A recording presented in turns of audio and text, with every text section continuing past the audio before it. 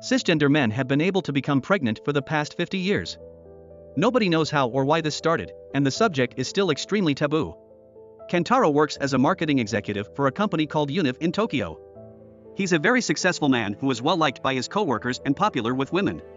He sees a different girl almost every night, but he keeps returning to Aki, a freelance writer. Because neither of them is looking for a relationship because they are focused on their careers. This casual arrangement works perfectly. One afternoon, Kentaro's boss Osugi invites him, Tanabe, and another co-worker to dinner to discuss the future of their project, but the third co-worker has to leave early due to child duty at home. Tanabe remarks after he leaves that men should not be in charge of childcare because that is what women do. Following that, Kentaro takes the train to see Aki and notices a man give up his seat to a woman with a baby on board tag on her bag. After he and Aki have a fling. Aki returns to writing while Kentaro watches TV and hears about the latest cases of male pregnancy. Kentaro comments the idea creeps him out, and Aki admits she isn't against the idea of having children, but they would get in the way of her work. Kentaro suddenly starts feeling a bit unwell and decides to take a nap. The next day, during the presentation, Kentaro proposes the next ad campaign to be about diversity, showing different types of bodies in their models. The idea is well received, and sometime later, Kentaro is selected Creative of the Year at the company, an achievement he celebrates together with his birthday. His co-workers bring him a beautiful cake, and when Kentaro is about to blow out the candles, he remembers how his birthdays used to be when he was a kid. His mother could only afford one slice of cake. She also had to leave after he blew out the candle because she had to keep working since Kentaro's dad was dead. Back to the party. Once the cake has been cut, Aki decides to leave, because she doesn't feel like she fits here and prefers to go home to continue working. After she's gone, Kentaro notices he's feeling a bit dizzy again but ignores it. At the end of the night, Kentaro's mother Tomoko calls him after she's done with her taxi driver shift to wish him a happy birthday. Kentaro wishes her mother would stop working because she's old and he could just send her money now, but Tomoko doesn't want to be a burden. The next day at work, Kentaro feels dizzy again and rushes out of the office to puke in the toilet. He then goes to the hospital for a checkup and is surprised to learn that he is pregnant. Instead of following the doctor's advice, Kentaro flees in denial. Later, he buys a pregnancy test while ignoring the stares of some street girls. He rushes home to take the test, which confirms his suspicions. At that moment, Kentaro receives a call from Osugi, who wishes to ensure his well-being because no one else could possibly replace him at work. Kentaro goes to the office without telling anyone about his pregnancy. While discussing the possible social issues they can use for the ad campaign, they watch a clip of how mothers in Japan have to cover themselves when they're feeding their babies. Suddenly 2 wet spots appear on Kentaro's shirt, and when his co-workers notice, he runs to the bathroom to take care of it. It turns out he's already lactating, and when he googles what's going on, he learns about the letdown reflex, which can be triggered by the sound of a baby crying. Meanwhile, Aki is attending a special event where she bumps into an old friend that has brought her new baby with her. Aki is shocked by this because this friend used to say she didn't want children. But she explains that when she turned 40 she realized it would be her last chance and she had to take the plunge. Sometime later, Kentaro goes to see the doctor to ask to terminate the pregnancy. The doctor hands him the authorization forms he needs to fill, which also need a signature from the other parent. Kentaro admits he doesn't know who the mother is, and when the doctor explains he's 10 weeks pregnant, Kentaro checks his calendar and confirms the mother is Aki. He sends her a message asking her to meet tonight to talk. But she turns him down because she needs to work. Kentaro tries to concentrate on other things, like googling some information about lactation and morning sickness, which frustrates him because all the websites are designed for women. Osugi interrupts him and invites him to go to the sauna with him. Osugi expresses concern for Kentaro's health because he keeps falling behind at work, and he should take better care of himself if he doesn't want to lose his job. In the evening, Kentaro shows up at Aki's and tells her about the pregnancy, as well as his desire to terminate it. After the initial shock, Aki agrees to sign the form, but Kentaro becomes ill again and vomits all over the paperwork. The next day, Aki tells her best friend the news, asking her to keep it a secret. Only her body going through it, convincing her to sign. When Kentaro returns to work, he discovers his team finished a meeting without him. To make matters worse, Osugi announces the leadership position has been given to Tanabe, because Kentaro isn't reliable any longer. Kentaro tries his best to adapt to the pregnant life while waiting for the day of the procedure and starts to wear lactation pads. On the train, he gives his seat to a pregnant woman, since he's still keeping his own state a secret. At the office, they make him do menial work. When the doctor calls Kentaro to tell him they finally have an open spot for his termination, he goes to the hospital to start the paperwork. A nurse explains to him that because it's been 12 weeks, this will be treated as a stillbirth, so Kentaro will have to report it to the city office and get permission for the fetus burial. Hearing the word burial and being handed a picture of the ultrasound makes Kentaro have doubts. While waiting outside, he's approached by Miyagi, who is also pregnant, and invites him to have dinner with him. The two men bond over the everyday complications of being pregnant, but eventually Kentaro confesses he's not keeping the baby. Miyagi understands and explains he used to think he wouldn't keep it either, but then he realized it's for the best because his wife couldn't get pregnant again after she had their first kid. After dinner, Kentaro walks Miyagi to his house and meets his son and his wife Noriko, who is glad to see her husband happy again because after he first learned about the pregnancy, he had been pretty upset. During the next meeting with their clients, Tanabe makes a presentation that they find boring, and they ask Kentaro for his opinion. Kentaro tells the clients that they should use a pregnant man for the campaign because it's never been done before, thinking about everything he's been through and Aki's words about having an advantage at work.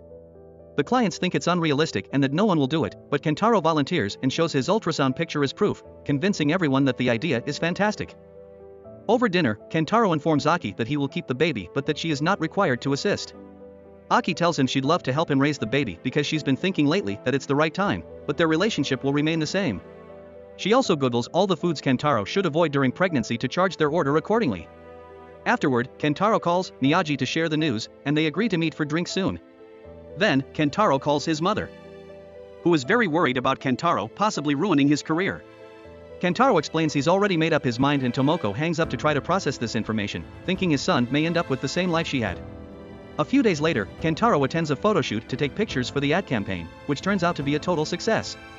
Soon everyone is talking about it on social media and TV, finally bringing attention to the matter of male pregnancy.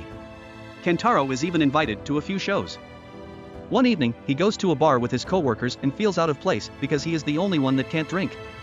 He also bumps into one of his many casual night girls, who tells him they can't see each other anymore because she can't stand the idea of her man being a mother. The next day, Kentaro visits Miyagi and shares his troubles. He realizes his co-workers were never really his friends, and Miyagi is the only man he can talk to openly. Miyagi admits it's the same for him, and the two of them come up with an idea to create an online space just for pregnant men to share their troubles and tips with each other.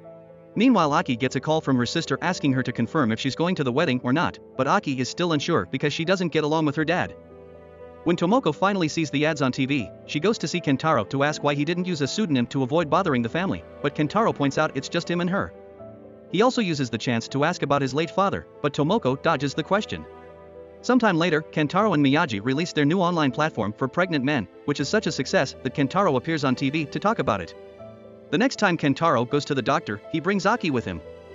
And they learn the baby is a boy. The doctor also explains men have more muscle mass, so he'll start to feel the baby moving later than a woman would. One afternoon, Kentaro and Miyagi notice one of the men on their platform asking if they could meet up for support, and they organize the first meeting of pregnant men in a nice bar, which is a total success. Afterward, Kentaro goes to Miyagi's home and sees his efforts are truly helping, because Miyagi's kids saw Kentaro on TV, he doesn't think his dad is weird for being pregnant anymore. In that moment, Kentaro finally feels the baby move for the first time. Sometime later, Aki and Kentaro go to a temple to ask for a birthing blessing, but the monk keeps assuming Aki is the pregnant one. Afterward, Kentaro asks Aki if they really aren't getting married, and Aki says she isn't interested, pointing out Kentaro shouldn't be worrying about gender roles just because the monk said some weird things considering his life can't be called traditional anymore. Their conversation is suddenly interrupted by a call from Noriko, who informs them Miyagi is in the hospital. When they arrive there, Noriko explains an infection caused the contractions to start early, and because the baby was only 20 weeks old, it didn't survive. Suddenly Noriko starts crying as she admits she feels guilty for feeling sad but also kinda relieved that Miyagi lost the baby because their son was made fun of at school for having a weird dad, and she was given cold looks by the neighbors as well. Later after they leave, Aki wonders if they aren't bringing a baby to a life of mockery too. So Kentaro replies parents are there to protect their kids, like his mother did for him. Some things can't be handled through cold logic, and if this is how Aki thinks, Kentaro isn't sure they can raise a baby together after all.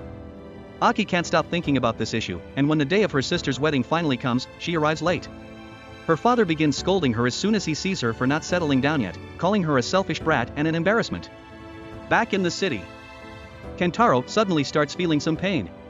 He goes to see the doctor, who informs him they may expect a premature birth and therefore surgery.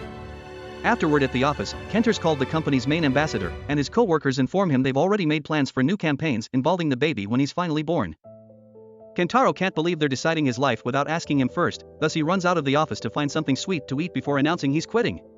The company's desperate to keep its star, so they call the CEO to make him talk to Kentaro and offer lots of praise, pointing out how they can't be successful without him. Kentaro's feeling sensitive and begins crying as he accepts to stay. After the wedding, Aki stays at her parents' home and has to deal with her dad's scolding again. Her mother even points out how she gave up her own ambitions to raise Aki, so Aki snaps and reminds her that women don't need to be like that anymore. In the evening, she goes to a bar to meet with old, high school friends, and most of them already have families of her own.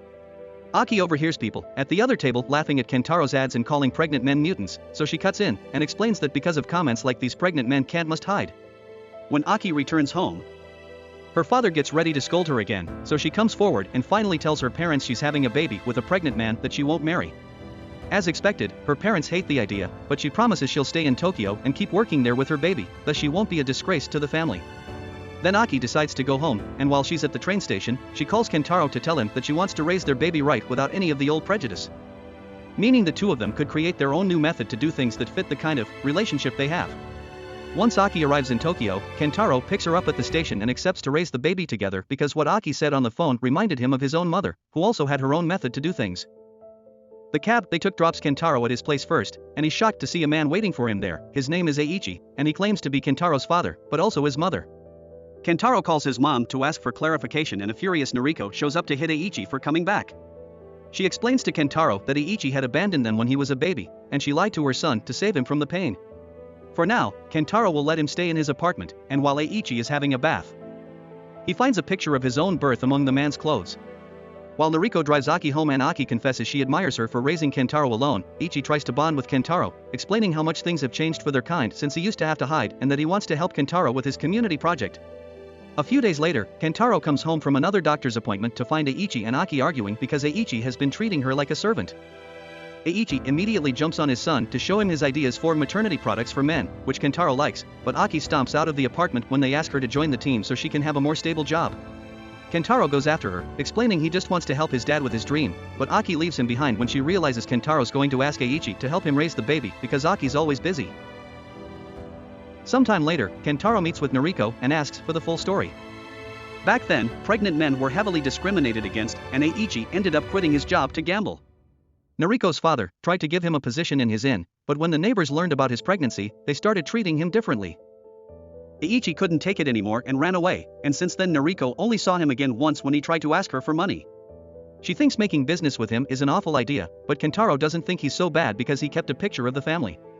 The next time Kentaro goes to a community meeting, he finds Eiichi got there first and is charming everyone with stories and his ideas for new products, making Kentaro suddenly feel left out. Meanwhile, Aki is having dinner with his friend Takagi, who has an offer for her. They need an editor for a very important project in Singapore. Aki loves the idea, but it would mean going away for 2 years, so she says she'll think about it.